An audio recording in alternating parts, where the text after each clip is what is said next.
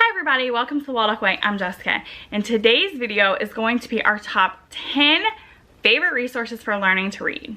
So what I'm going to be showing you today was some of the things that we used when we were teaching Emily how to read and some of our favorite things. So I'm going to have 10 main things that I'm going to be showing you today to teach your littles how to read. But let me say this because this is my disclaimer for this video. None of these things that I show you in this video are going to be like a fix-it, quick, magic pill. If your child is not ready to learn, they're not going to learn, and none of these things are like a magic product that's going to make that happen. So keep that in mind. While I think every one of these are amazing resources and great things to have on hand and to help you teach your child, not one of them is like magical, and if your child is not ready, they're just not ready. Okay, so let's get started. Number one top thing for teaching your child to read is going to be read alouds. Yep, you heard me, read alouds.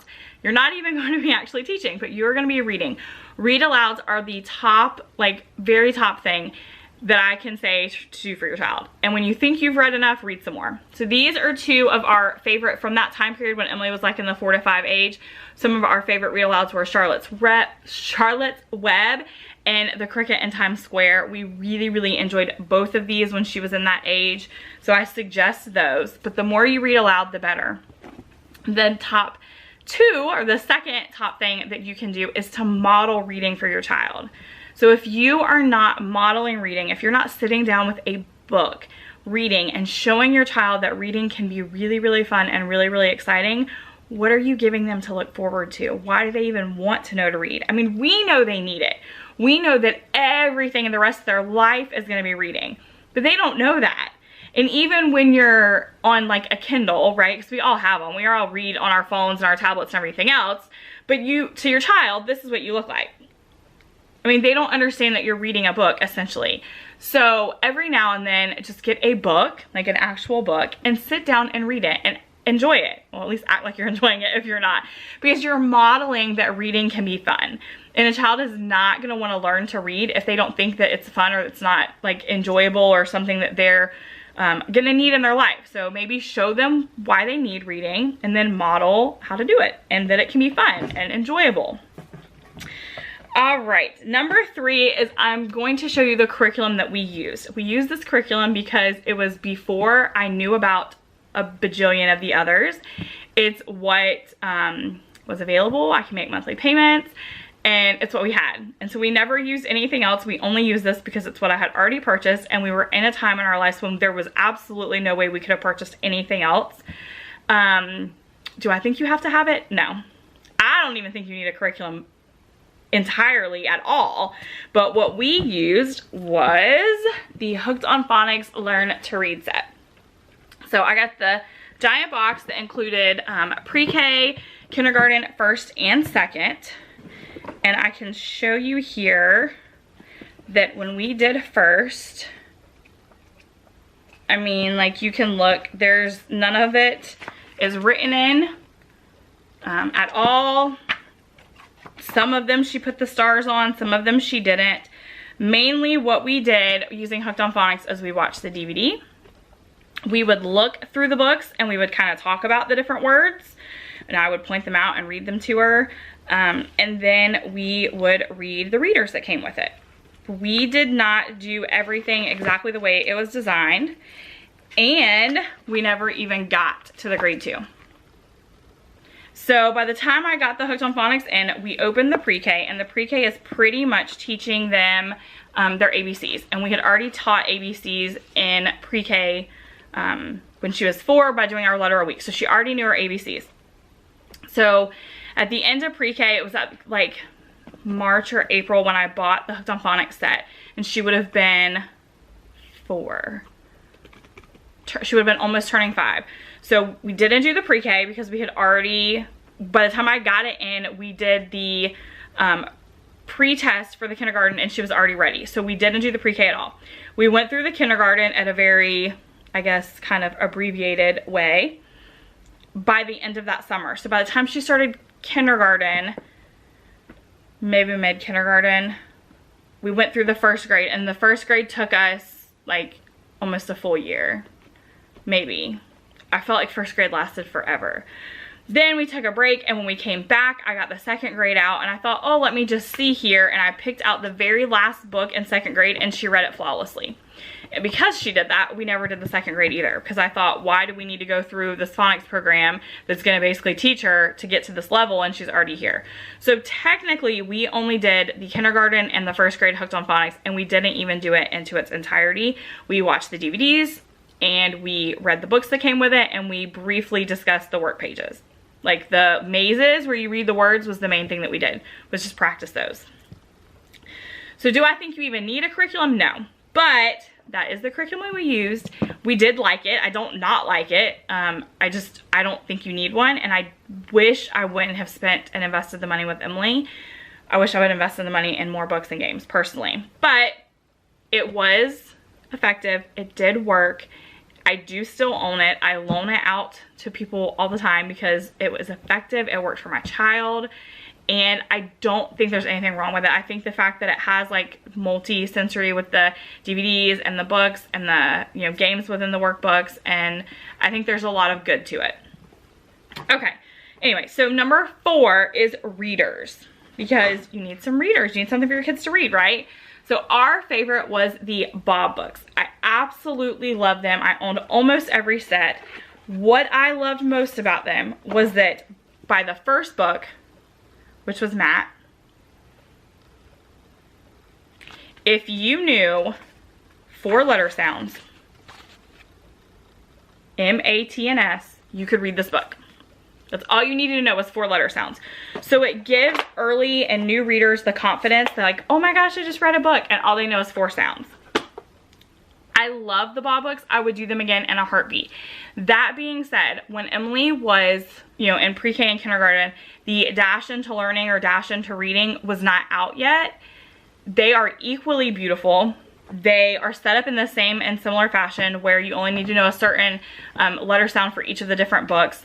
The characters are absolutely gorgeous, so I do also highly recommend them, even though I don't own them. And the only reason I don't own them is because I didn't think Emily needed them when they came out. We were way past that, or I totally would have, because they're gorgeous.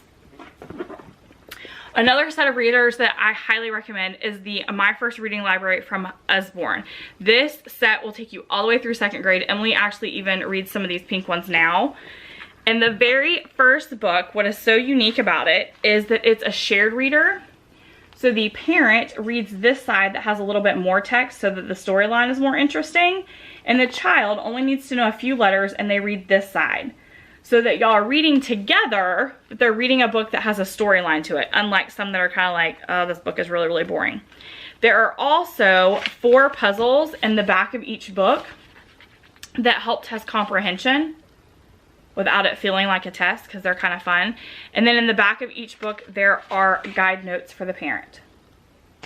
So that is something I really enjoy. There are a ton of books in that set, and they go from what I just showed you is the very first book to this being the very last book, the level of the very last book, in case you're curious. All right, so number 5 is DVDs. I know that sounds kind of rebellious, like what, screens? But they really do help. Letter Factory, if you want a kid to know their ABCs and their letter sounds, is amazing. Like seriously, this taught Emily her letter sounds, hands down. It was so good. We also really, really like the Leapfrog talking words. It has them kind of starting to do the word families and blending sounds. And then Word Caper is really great because it starts working on the silent E. All 3 of these, actually all of the Leapfrogs are good, but these 3 were our favorites. We also really, really enjoyed the Preschool Prep Meet the Phonics. So this is the box set of all of the phonics. There's 3 in there. And then we also really enjoyed the Preschool Prep Meet the Sight Words. Again, I know that's kind of like a, some people are going to be all for sight words, some people aren't. If you aren't, just don't get the sight words pack. It's okay. All right, number 6 is Manipulatives. One of our favorite Manipulatives are these. I'm going to take one out to show you, but they're these wooden spinning blocks that help you sound out words. Because you can see, like that's rid, but then I can spin to did. So you just keep spinning all the little things to make different words, but it's like really, really fun, great way to practice word families. We also really, really liked, in fact, we still have them there on our refrigerator, the red and blue letter magnets. We would use them on cookie sheets, like from the Dollar Tree, to spell words. I liked that it was the red and green set, or the red and blue set, because that way you could tell the consonants and the vowels even before you were really teaching that. It was kind of an easy way for them to distinguish it and know that every word needed a red one in it. We really, really enjoyed those a lot. Number 7 is going to be games. And I'm only showing you a few, like my top picks in each of these categories. My top phonics game was Happy Hats. This is a beginning reading game. We absolutely loved it. It's a really, really great way to practice word families. And if you're already reading the Bob books, then your kids probably already like the characters. So that is going to be a way for them to connect with those characters even more. If you were looking for a sight word game, our favorite sight word game was the Pop for Sight Words. I suggest buying 1 and 2 together. You save money bundling them. That's what we did. And then you have every sight word your child ever needs to know. They are these adorable little popcorn pieces that have sight words or the word pop on them. So this is a pop, which means you would lose all of yours and put them back in, or you would read the sight word. So if you got a sight word, you would read the sight word. If you can read it properly, you get to keep it. If you can't, you put it back. If you get a pop, you have to put them all back. And whoever has the most at the end wins. So that was one that we really, really enjoyed. We would play that or Happy Hats almost daily when she was learning to read. All right, number 8 is fun printables. Nowadays, there is no shortage of fun printable activities for learning to read. They are everywhere, but I'm gonna tell you my top 3 people or places to go look. Number 1 is This Reading Mama. She has a ton of free ones. She has some paid ones. She even has a few curriculum. I believe one is called Reading the Alphabet. We do actually own that one. Although by the time I bought it, Emily was already reading way past that. It was phenomenal. Like, she taught herself how to read. Anyway, number 2 is Moffat Girls. Moffat Girls has a ton of amazing phonic and sight word printables and pages and activities, and they're just a ton. Books, there's all kinds of stuff over there for your learning to read child. And last is Chelsea from Let's Play School. We personally didn't use those when we were learning to read because we didn't find her until after Emily learned to read, but we love her stuff and we have continued working on phonics and the more advanced phonics with it. So I think anything from her would be really, really awesome to learn to read. All right, number 9 is apps for your tablet or your phone. I know we're not all fans of screens, and we didn't do a ton of screen time when Emily was learning to read, but these are the apps that I had on my phone and her tablet for when we were in the car and we just absolutely couldn't go any longer, or when we were at a restaurant. Our favorites are the Hooked on Phonics, Teacher Monster to Read, Starfall, Endless Reader, and Reading Egg. So those were our top 4 picks. And number 10, the very last thing that I think is going to teach your reader how to read is you having patience. You need patience, patience, and more patience. It is not going to be easy. You're probably going to get frustrated. They are probably going to get frustrated. And at the end of the day, again, I'm going to say this, if they are not ready, they're not ready, and nothing you buy is going to change that.